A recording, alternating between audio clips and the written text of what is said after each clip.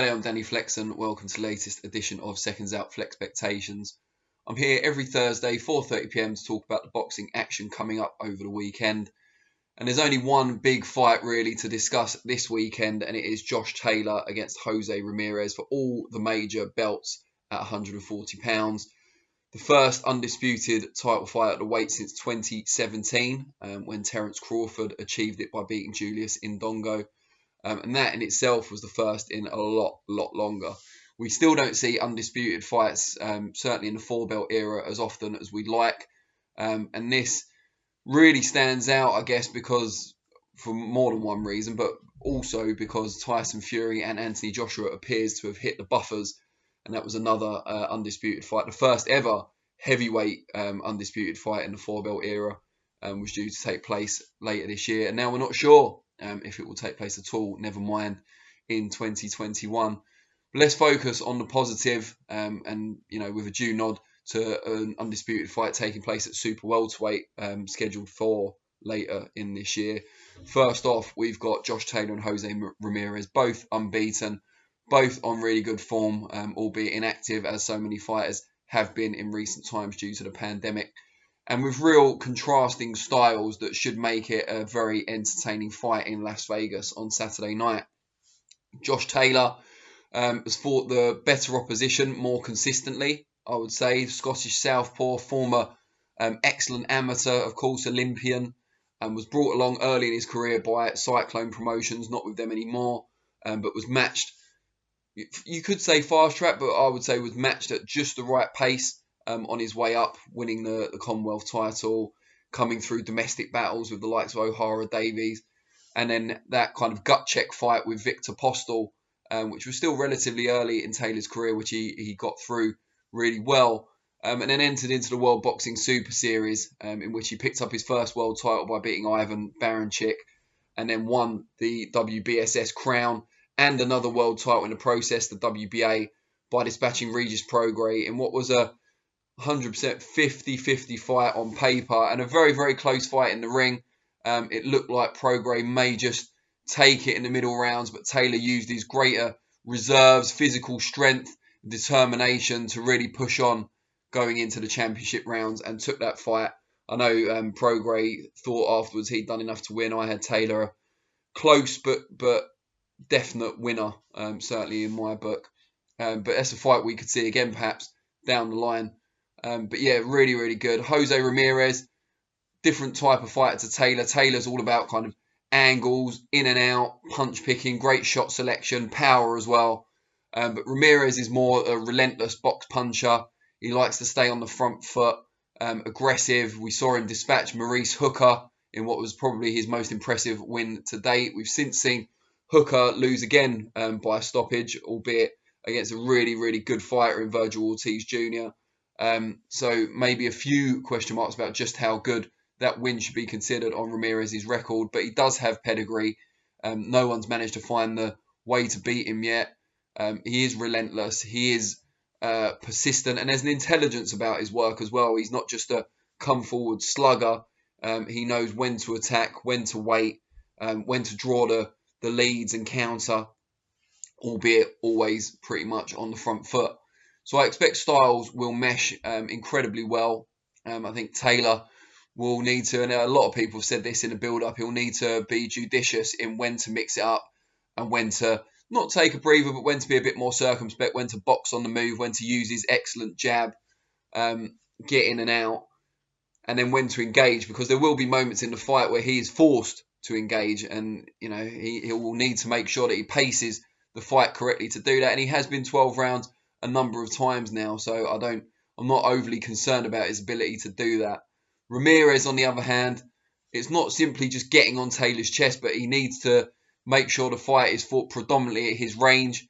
He'll need to use a lot of head movement, upper body movement to get out of the way of that Taylor jab and those longer, rangier shots, and then get inside and make his shots count before getting back out. Can he wear Taylor down? I mean, Taylor's always looked incredibly strong and fit in all his fights, even when he's been pushed hard by the likes of Prograis and Postol. But, it's not beyond the realms of possibility that Ramirez, with his own physical strength and punch power, can get to Taylor often enough, take enough out of him in the early rounds, particularly by targeting the body, to really come on strong in the second half of the fight and gradually wear him down. I don't see him stopping Taylor. Taylor's teak tough, as is Ramirez. I see this fight going the distance, but it's not beyond the realms of possibility that Ramirez takes it. Albeit, for me, I'm picking Josh Taylor, not because he's British. If fans outside of Britain, particularly in the US, might not be aware of this, but when someone's Scottish in sport, we often call them British when they're successful and then refer to them as purely Scottish when they fail. Andy Murray, the tennis player, knows all about that. But in this case, I'm not picking Taylor because he's British. I never pick any fighter because they're British. But I just think he has the slightly more diverse skill set, bit more versatility about him, and also the more proven track record in going those 12 hard rounds against quality opposition. I think it's just he's closer to his prime, both physically and in terms of the fighters he's faced, than Ramirez is. May also be a little bit bigger. We know he's tall and long, but he may be a bit bigger naturally in the fight as well. And I think those fine margins are what should get him the fight on the scorecards. I think it'll be relatively close. I think we're looking at a 7-5, sort of 8-4, 7-5 type of decision in a really, really enthralling fight, an early contender, or relatively early. We're in May already. Wow. A relatively early contender for fight of the year. But that's what I expect. I'm really looking forward to watching it. I think it's been overshadowed a bit by all the talks about Joshua Fury and the Wilder arbitration thing, and that's understandable. But this is a genuine, brilliant fight. That's certainly the best fight of 2021 thus far. And I would recommend everyone tune in. In Britain, it's available on pay-per-view, unfortunately. But thanks to Fight TV for at least giving us the option to watch it, as some of the purported big boys didn't invest in it. And I can understand why. From a business point of view, it may not do the views to justify the investment. But as a boxing fan, I'm glad we do have the opportunity to watch it here. Obviously on ESPN in the US, as they're both promoted by Top Rank, who staged the show. And yeah, just an excellent fight. Got Jose Zepeda and Hank Lundy fighting on the undercard as well. So well worth watching. And in terms of kind of legacy, although Crawford only did it 4 years ago, Crawford is now widely considered pound for pound top 3, maybe even number 1 by some fans and some pundits. So this is a huge, huge achievement for whoever wins and a springboard to even bigger fights. I'm not sure what Ramirez will do if he wins in terms of weight, but I think Josh Taylor's talked often about moving up to 147 pounds and perhaps fighting Crawford, which would be a mouth-watering contest if it takes place. And also Crawford is with Top Rank crying out for good opponents, so we shall see if that occurs. But yeah, great achievement. It would instantly put Taylor in the conversation for best Scottish fighter of all time and one of the best British fighters, certainly in the modern era. So very best of luck to him. We've got loads of build-up content on the channel as well, so I recommend you watch that if you can. We spoke to the British champion at 140, Akeem Ennis-Brown. We spoke to Ricky Hatton, the best British 140-pounder of recent times, with his views on the fight. We've got all the Zoom conference calls with the likes of Taylor, Ramirez, and so on. So get into that, enjoy it, and then enjoy the fight itself. Now, obviously, for right now, I want to know what you guys think. How's the fight going to pan out and why? Let me know in the comments below. I look forward to seeing your analysis and predictions. I'll be back on Monday, 4:30 p.m. for Reflections, where I'll be looking back on the fight.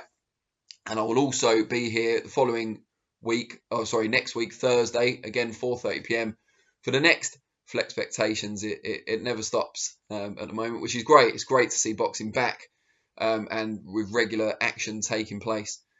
Really appreciate your time, as always, and I will see you all soon. Cheers.